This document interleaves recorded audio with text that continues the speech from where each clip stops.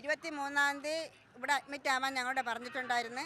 അതുകൊണ്ട് അങ്ങനെ 9-ാം മാസത്തിലെ സ്കാനിങ് റിപ്പോർട്ട് കാണിക്കാനായിട്ട് വന്നപ്പോൾ ഇവിടെ അഡ്മിറ്റ് ആക്കിയിരിക്കുന്നു. എന്നിട്ട് 2 ദിവസത്തിനകത്ത് പ്രസവം ഉണ്ട് എന്ന് പറയുന്നു. ഞാനും ഉണ്ട്. ഇന്നലെ വെളുപ്പിന് 4 മണിക്ക് വന്ന നേഴ്സ് തട്ടി വിളിച്ചിട്ട് പറയുന്നു ലേബർ റൂമിലോട്ട് വരാൻ പറയുന്നു. ഞാൻ ബാത്റൂമിൽ പോയിട്ട് വന്നു. അവൾ വന്ന് ഞാൻ 4:30 വന്ന 4:45 ഞാൻ ലേബർ റൂമിൽ കയറിയപ്പോൾ ട്രിപ്പിലാണ് നോവ് വരാനുള്ള ട്രിപ്പിലാണ് എന്ന് പറഞ്ഞു. ഇവർക്ക് ഒരു അസുഖവും ഇല്ല. 25-ാം തീയതി കഴിഞ്ഞിട്ടേ കറക്റ്റായിട്ട് ഈ നോവ് വരുവുള്ളായിരുന്നു. ഇവർ ഇട്ടിരിക്കണേ 27-ാം തീയതി ആകുമ്പോഴേ പൂർണ്ണമാവുള്ളൂ, 9 പൂർണ്ണമാവുള്ളൂ. അപ്പം ഞാനൊരു പെറ്റ അമ്മയാണ്, 2 മക്കൾ എനിക്കുണ്ട്. അങ്ങനെ നമ്മളിങ്ങനെ ഇരുന്ന് 9 മണിയാകുമ്പോൾ 11 മണി വരെ അമ്മ നോക്കിയിട്ട് പിന്നെ പ്രസവം അല്ലെങ്കിൽ നമുക്ക് 12 മണിക്ക് അകത്ത് ഡെലിവറി സിസേറിയൻ ചെയ്യാമെന്നാണ് പറഞ്ഞിട്ടുള്ളത്.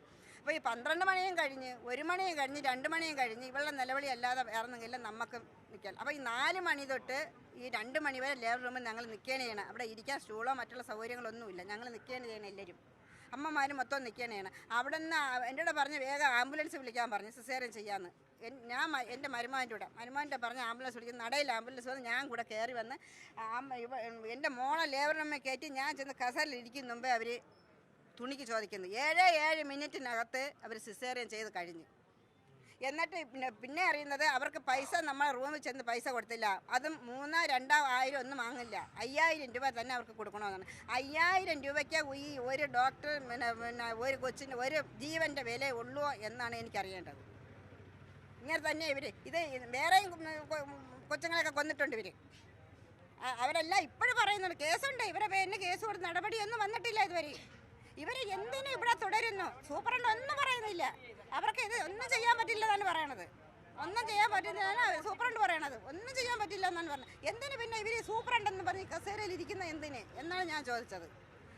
നമുക്കതാ 2 ദിവസം കറക്റ്റായി കൊച്ചു മോർച്ചറിൽ ഇരുന്നിട്ട് ഇവരൊന്നും പറയാതെ ഇരുന്നാൽ ഈ കൊച്ചു അവിടെ ഇരിക്കും, ഞങ്ങൾ ഇവിടെ ഇരിക്കും.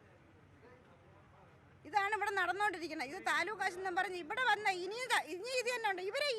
ഇവരെ ഈ സർവീസിലിരിക്കുക ഇവിടെ ഉണ്ടെങ്കിൽ ഇവിടെ എല്ലാം മറ്റൊരു സ്ഥലത്തുണ്ടെങ്കിൽ ഇവരെ സസ്പെൻഡ് ചെയ്ത് ST/SC ആക്ട് അനുസരിച്ച് ഇവരെ പേരിൽ നടപടി എടുക്കണമെന്നാണ് ഞാൻ പറയാനുള്ളത്.